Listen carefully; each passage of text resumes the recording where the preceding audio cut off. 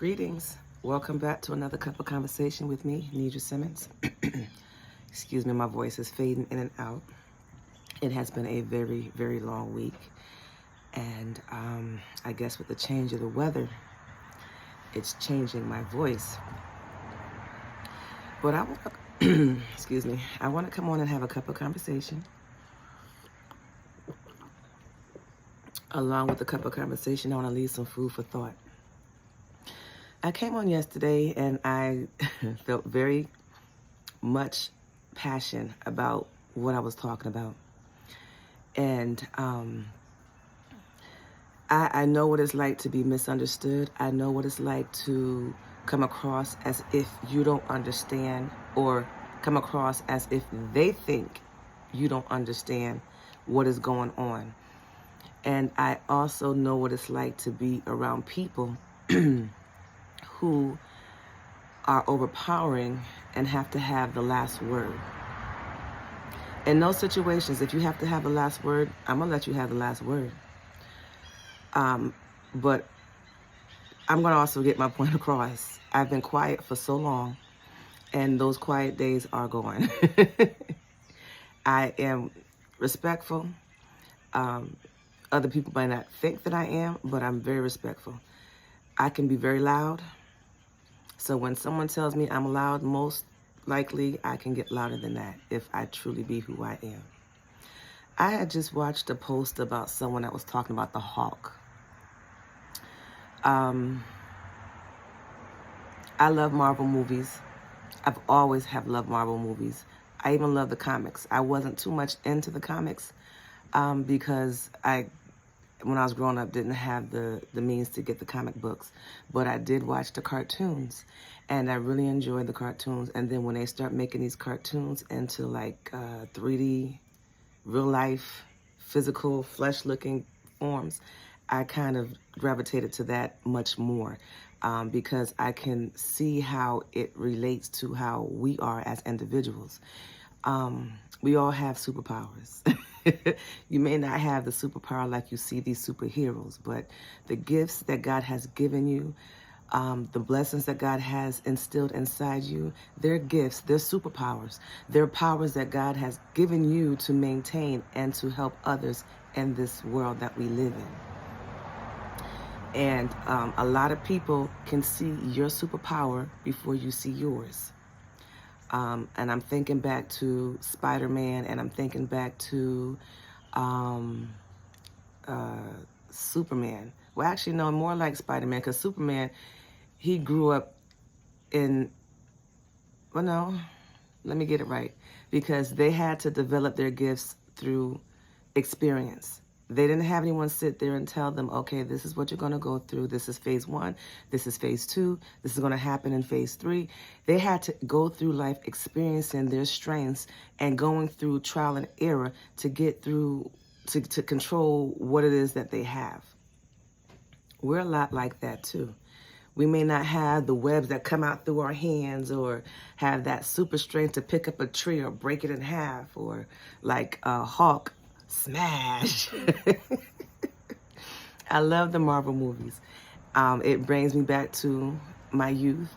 And it just reminds me that my youth is still here. I have not let the world take over and take away my youth and make me hard and just, in adult mode. We still have to have that youth within us. And I have that. I may not show it as much because a lot of people put you in situations to where you have to come across as if you're just watching. Okay? A lot of us have gifts and talents that we can't share, and that we're aware of that we can't share because other people can't handle it.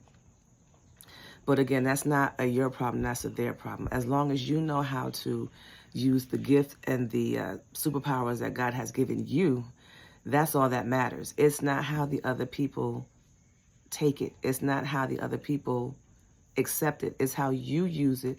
It's how you control it. And it's how you share it to help others in this world. One of the other things I like about the superheroes, the Marvel movies, and all of the cartoons, because you got X-Men, all of that, they're all in the same category of trying to do right until they were forced to do wrong. The villains are usually the ones that try to do good, but they don't get appreciated with what they were doing, so they tend to gravitate to what works for them. So they got more attention being evil. That's what they tend to do. Children are the same way. People are the same way. If you do your best, try your best to please others, and then they just keep stomping on your feet, slapping you in the face, and they don't never show no appreciation, then they're going to turn from doing good and going to do bad, because you're going to give them more attention with the bad. If they start doing bad, you're going to pay attention to them more. You're going to give them whatever it is that they've been yearning for when they were trying to give it to you, when they were trying to be good. So I hope I'm saying this clearly. We adapt to how we're treated. And I was just reminded with the superheroes how we are, it relates to us as humans. We have gifts and abilities that God has instilled in us. And a lot of us are shying away or don't want to use it because other people see your gifts before you. And what they do is try to either take your gift away in theory, because what God has for you is for you. Nobody can take that away. They can fool you in your mind to think that what you have is not powerful. They can fool you in your mind to think what you have is not worth or worthy. But you have to learn to love yourself. And that's why I always tell people, love yourself, because once you love yourself, the best way that you can love yourself, you're going to learn about yourself. You're going to know what you like. You're going to know what you don't like. You're not going to let these outsiders come in and take over what you have already grown up in, what you have lived your whole life with. They can't tell you better than you about you.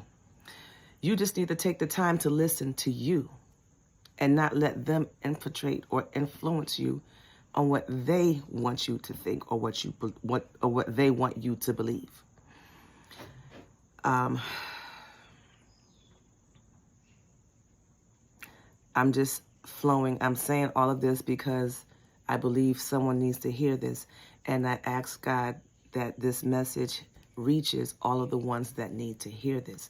And I want to take this moment to give honor and glory to God first and foremost, the author, the finisher of my life, my everything, my in-between, my alpha, my omega. I love God, and I thank God so much for love, life, health, strength, breath in the body, and to be able to continue to take care of me and my family, mentally, physically, spiritually, emotionally, financially, in every way possible. God, I thank you for that. I don't thank man for that. I thank God for that. I also want to give honor and much gratitude and appreciation to my brother Jesus, to the Holy Spirit, to all angels, archangels, guardian angels, angels all in the highest Christed light, ancestors, guardian ancestors, spirit team here and far, ethers, cosmos, all over.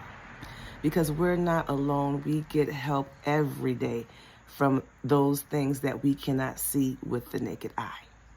And I am so grateful for all that they have done in my life and all that they're doing to help better your life. But as I was saying, we are gifted, and it's up to us to use these gifts for good, not for evil. These superheroes have all one thing in common. They came together because they wanted to do good. They wanted to help those that couldn't help themselves. They wanted to make this world a better place. But you got simple-minded people who do not want to take the time to get to know someone, use their influence to try to make good seem bad.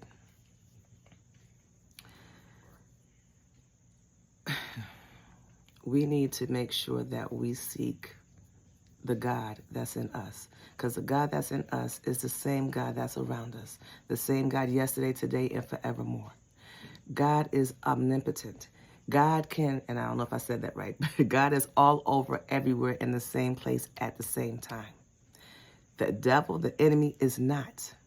The enemy has to use people. You ever seen that game that the people used to play where you whisper into somebody's ear and you say something and they turn and whisper in somebody else's ear and they say something, and they turn and they whisper in somebody else's ear and they say something.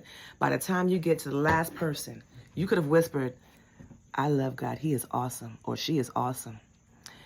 Get to the end. I am awesome because I am God, and God is giving me power. You know, it changes. It just jumps from what was originally said, and it gets influenced and added on or taken away as it goes down to the next person. We are in a world full of individual interpretations, individual perceptions. So we have to know right and wrong for ourselves. And the Bible is a guide for you to use if you don't know what is right or what is wrong. Even you're living your life. If you know that if a pan on the stove is hot, if I tell you it's hot, you should be able to believe that I say it's hot, because the stove produces heat. That heat on that pan makes whatever you put in it cook and make it done. So it's not going to be cold. It's going to be hot. But some people have to find out for themselves. They can't take your word. So if you have to go and touch that pot for yourself to see that it's hot, okay, that's one way that you have to learn. Experience is a good teacher, but it's not the only teacher. There's a lot of things that you can eliminate and not have to go through in life if you just listen. There are so many people put before us for a reason. They're wise. They have wisdom. They know what certain things are. So if they tell you not to do something because they went through it, listen to what they're saying. And I'm speaking for those that actually went through it. And I'm saying this because, you can't really listen to some people that don't really go through it, because your gut feeling, your instinct would tell you whether or not you should believe them or not, or whether you think that they're just talking because they want to talk. A lot of people like to talk to hear themselves talk. And there's nothing wrong with that, because we do need to talk to get things out. That's how we learn. And we do need to talk to get things out, because that's how we heal. You can't keep things in you so long and then think that you're going to be okay. Things have to come out. And if you can find a healthy way to let things come out, then do that. Like communication, talking. Sometimes you just need to be a lending ear to listen so that somebody can speak. And just by you standing there, sitting there, not saying nothing, you're helping them heal. All right, I feel like I'm going all over the place with this conversation. So I'm going to just come back and say that I'm letting it flow. None of this is written out. I just came up, I got up this morning and said I need to sit out here on the patio. And I saw something that brought me into a topic, but I'm letting God use me as we continue on going into the topic. But I hope that it is helping someone out there. And I sometimes have to feel the narrate the situation, because I want to make sure that it's within the same limits of what I started out. But, you know, I have to come back on and remind myself I'm not in control. God's in control. So however it flows and whatever he has me say, I'm going to say it. But again, I hope that it's helping someone out there. And I thank you all that's taking the time to listen, to hear what I have to say. I do want to go back and say that this has been a very trying week. But not even just this week. This past 3 weeks have been very, very interesting. But I guess that's okay, because prior to that, I've had time to relax and rest and meditate. And, you know, once you go from a quiet state to a very busy state, it's going to have an effect on you. But the outcome is how you make it. You don't have to let that get the best of you. You can find moments in that and take a deep breath, breathe in and breathe out. I had a little girl come to me, and she said, she tapped me on my shoulder, and then she said, so even our young minds can help us, old minds, relax to get back on track. And also my conversation that I came on yesterday, I talked about being reprimanded. Nobody likes to be corrected, but correction is needed, because we can get so caught up into situations, we can't see the effect on the outside of it. And I do still feel we should be respectful. And I'm not going back against what I said. Sometimes our tone has to raise, because you can't hear if you're talking really low and quiet. Some of our children today are used to parents talking to them stern, loud. And then when they get in an environment and you talk to them real quiet and low, they'll hear you in the beginning because you're new to them. But once they realize that they can do and say whatever they want to say, and your little light voice is not going to have no effect on them, they're going to ignore you. So you need to, I always say, meet people where they're at. So you come in, with your nice, polite, stern way, quiet, low way. But if that has no effect, then you need to go into a tone higher to make sure that you are heard, but still be respectful.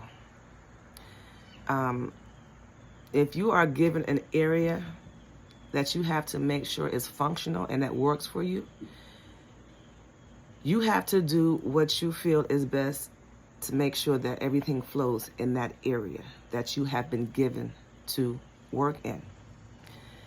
If you are a supervisor or a manager on the outside and you're not in that room 6 hours a day, you only come in there for 2 minutes or 5 minutes, you need to allow that teacher to do what she needs to do to keep that classroom in control, especially if that's a teacher in that classroom with a bunch of kids by herself. I'm saying classroom, I'm saying teacher. It could also relate to workplace. You can work at in a place like Lowe's or Home Depot. You still have to find your pace when you get to that register to ring out merchandise. I used to work at Home Depot. And when you go down to those lumber aisles and you have all these big, big pieces of lumber, you have to find a way that's easy for you to be able to collect and scan everything that's on that cart. Yes, you're going to have somebody tell you at the beginning what you should do. But once you get used to it and be able to collect and get all of the stuff off the cart with a good amount of speed, you're going to have to do it the way that you are used to, that you have adjusted to. Because yes, you were told how to do it, but maybe that way that person has done it is not effective for the person that's actually doing it. So allow people to be who they are. Allow people to do the job that you hired them for, to do the work. Sometimes you're going to get, and I tell everybody, unless you have your own business, you're going to have to get used to being told what to do. And I have no problem with that. Okay? Even if I am in a supervisor position and I have people that's working, I'm going to tell you about the job. But I'm also going to tell you, you need to find a way that's going to work best for you. As long as you keep all these components within this job, then whatever way you find that's better for you, efficient, and allow you to collect all of the information so you're not shortchanging that business or shortchanging that person or that little individual, do what works for you. Don't come in and criticize a way somebody works if they're doing this 6 to 8 hours a day, and you only there for 5 minutes. Or if you're sitting behind a desk, because I used to have an issue with that too, because when you work with places like Home Depot or Lowe's, you have a lot of people sitting behind a desk giving orders to a place that's actually open and running with people. Sometimes you got to get yourself in that place to see how it physically moves around before you can start giving orders on how to make sure it works. And that's even if you're training a big corporation. You're going to have to find a method that works well for you so that you can make sure all the components are being met within that company. So I'm saying all that to say, we sometimes don't like to be told how to, be corrected, but correction is to make us better. I'm not a person that's afraid of correction. If I'm doing something wrong, I tell you all, tell me. Let me know. Sorry, dropped my cup. If I'm doing something wrong, tell me. But tell me with a solution. Because if you don't tell me and you're just constantly watching me and I'm not learning. Sorry, I had a call that came in, so I don't know how much of that you got. But if you are telling me or correcting me and you're not helping me get better, or if you're constantly telling me what I'm doing wrong and you're not, or even if you're just writing stuff down and filing it somewhere and not telling me what I'm doing wrong, how do you expect me to get better? How do you expect me to correct whatever it is that I'm not doing right? And one thing that I've noticed too about people, if they're having a bad day, they tend to take it out on others. If you're having a bad day, learn how to calm yourself down before you move forward and critique others. So I hope I said something that was helpful. I hope that I said something that's encouraging. I thank you for taking the time to hear what I have to say. I give God the glory and credit for all things. And I hope you have, and I will have also a wonderful day. Until next time, peace.